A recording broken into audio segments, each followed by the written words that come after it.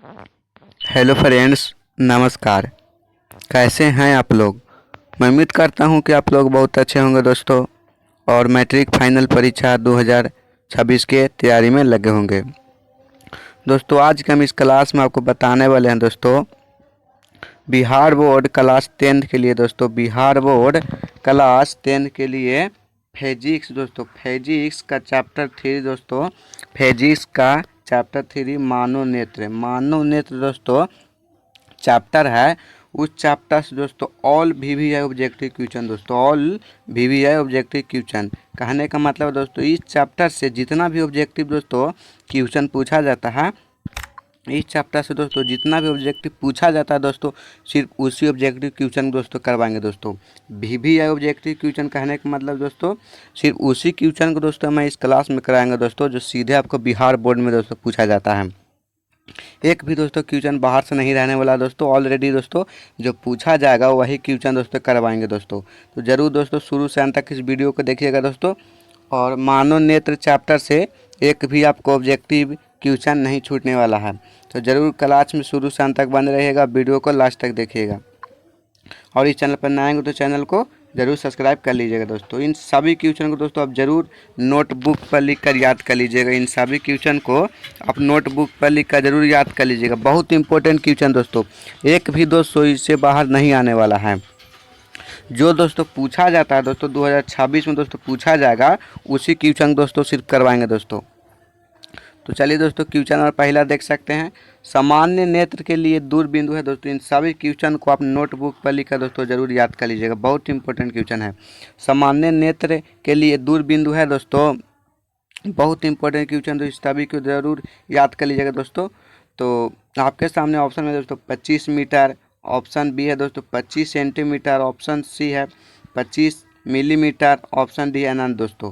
तो इस क्वेश्चन का बिल्कुल सही आंसर क्या हो जाएगा दोस्तों, ऑप्शन नंबर डी दोस्तों, अनंत होता है दोस्तों, अनंत। सामान्य नेत्र के लिए दूरबिंदु अनंत होता है दोस्तों।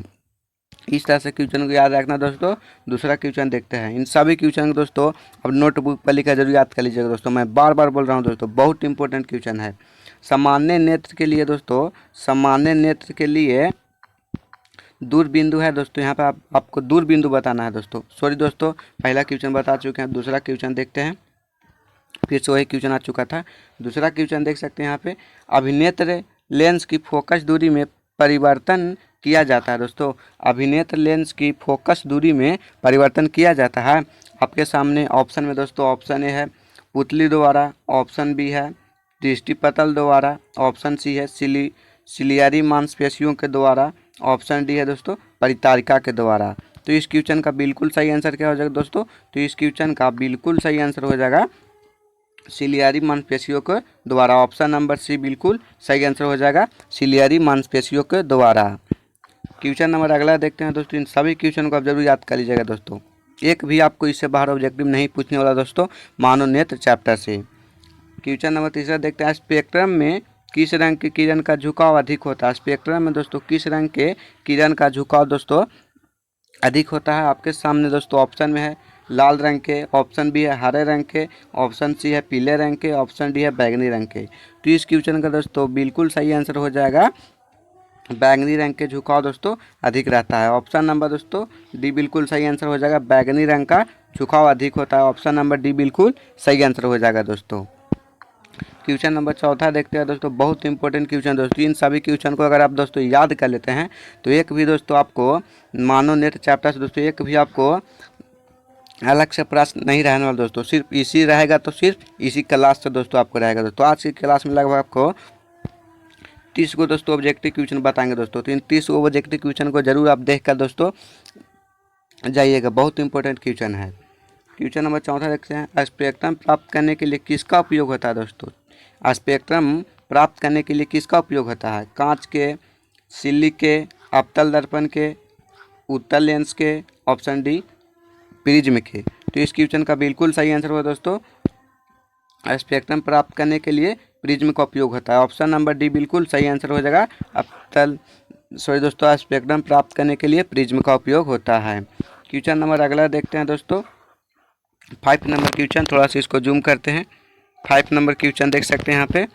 जो नेत्र निकट की वस्तु को साफ नहीं देख सकता है, जो नेत्र निकट की वस्तु को दोस्तों साफ नहीं देख सकता है, उस नेत्र में होता है, क्या होता है दोस्तों, तो जो नेत्र निकट की वस्तु को साफ नहीं देख सकता उस नेत्र में दूरदृष्टि दोष होता है। दूरदृष्टि, ऑप्शन नंबर ए बिल्कुल सही आंसर होगा। दूरदृष्टि, ऑप्शन नंबर ए बिल्कुल सही आंसर हो जाएगा क्वेश्चन नंबर 5 के। क्वेश्चन नंबर दोस्तों अगला देखते हैं दोस्तों 6 नंबर क्वेश्चन।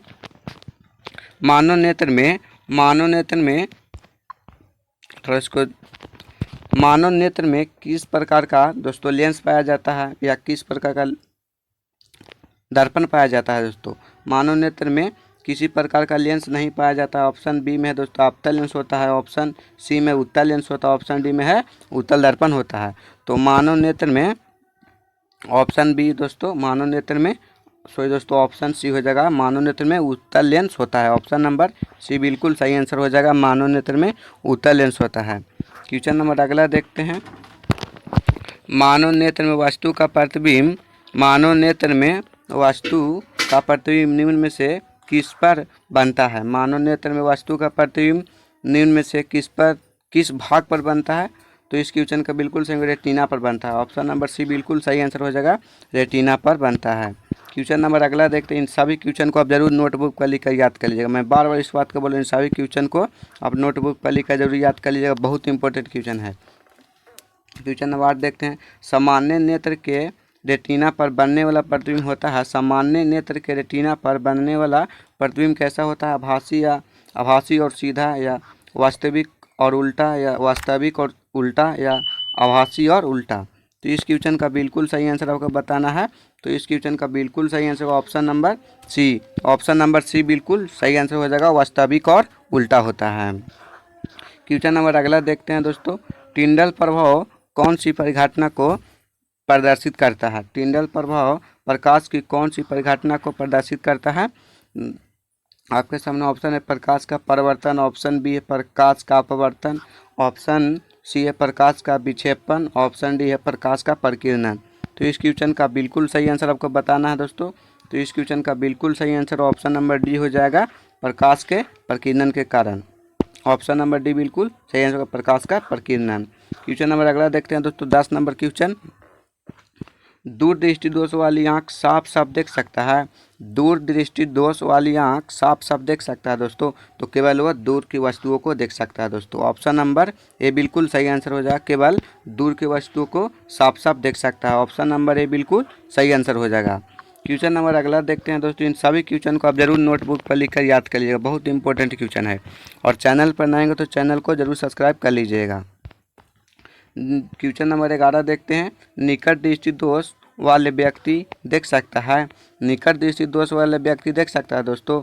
तो आपके सामने ऑप्शन में सभी चीज़ों को ठीक से, ऑप्शन बी में किसी किसी चीज़ को ठीक से, ऑप्शन सी में दूर की चीज़ों को अच्छी तरह से, ऑप्शन डी है निकट की वस्तु की अच्छी तरह से। तो इस क्वेश्चन का बिल्कुल सही आंसर हो जाएगा ऑप्शन नंबर निकट की वस्तुओं को अच्छी तरह से देख सकता है दोस्तों। निकट दृष्टि दोष वाली व्यक्ति निकट की वस्तुओं को अच्छी तरह से देख सकता है। ऑप्शन नंबर डी बिल्कुल सही आंसर हो जाएगा। क्वेश्चन नंबर अगला देखते हैं। आँख व्यवहार करती है। आँख दोस्तों व्यवहार कैसा करती है। अवतल लेंस की तरह, उत्तल लेंस की तरह, अवतल दर्पण की तरह, अवतल लेंस की तरह। तो इस क्वेश्चन का बिल्कुल सही आंसर होगा दोस्तों, उत्तल लेंस की तरह व्यवहार करती है। मानव का आँख जो है उत्तल लेंस की तरह व्यवहार करती है। ऑप्शन नंबर बी बिल्कुल सही आंसर हो जाएगा। क्वेश्चन नंबर अगला देखते हैं 14 नंबर क्वेश्चन। सामान्य आँख के लिए स्पष्ट दर्शन की न्यूनतम दूरी होती है। सामान्य आँख के लिए स्पष्ट दर्शन की न्यूनतम दूरी क्या होती है दोस्तों। तो आपके सामने option 10 centimetre, option B 15 centimetre, option C 20 centimetre, option D 25 centimetre.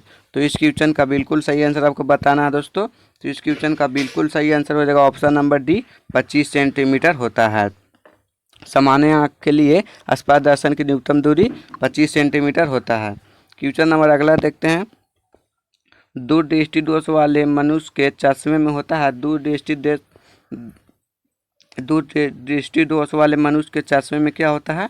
तो दूरदृष्टि में दोस्तों को पता है कि दूरदृष्टि में उत्तल लेंस के प्रयोग किया जाता है दोस्तों, निकट दृष्टि में अवतल लेंस के। तो ऑप्शन नंबर बी बिल्कुल सही आंसर होगा दोस्तों, उत्तर लेंस। ऑप्शन नंबर बी बिल्कुल सही आंसर हो जाएगा। क्वेश्चन नंबर अगला देखते हैं, 17 नंबर क्वेश्चन दोस्तों। 17 नंबर क्वेश्चन देखते हैं। इन सभी क्वेश्चन को दोस्तों आप नोटबुक पर लिखकर जरूर याद कर लीजिएगा। इन सभी क्वेश्चन को फिर एक बार बोल दिए दोस्तों, इन सभी क्वेश्चन को आप नोटबुक पर लिखकर जरूर याद कर लीजिएगा। एक भी दोस्तों इससे बाहर नहीं आने वाला है।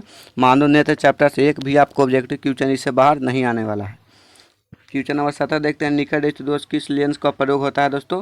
तो हम अभी जस्ट आपको बताएं कि निकट दृष्टि में दोस्तों आपतन लेंस का प्रयोग किया जाता है। निकट दृष्टि दोष में आपतन लेंस का प्रयोग किया जाता है। ऑप्शन नंबर ए बिल्कुल सही आंसर हो जाएगा। ऑप्शन नंबर ए बिल्कुल सही आंसर हो जाएगा।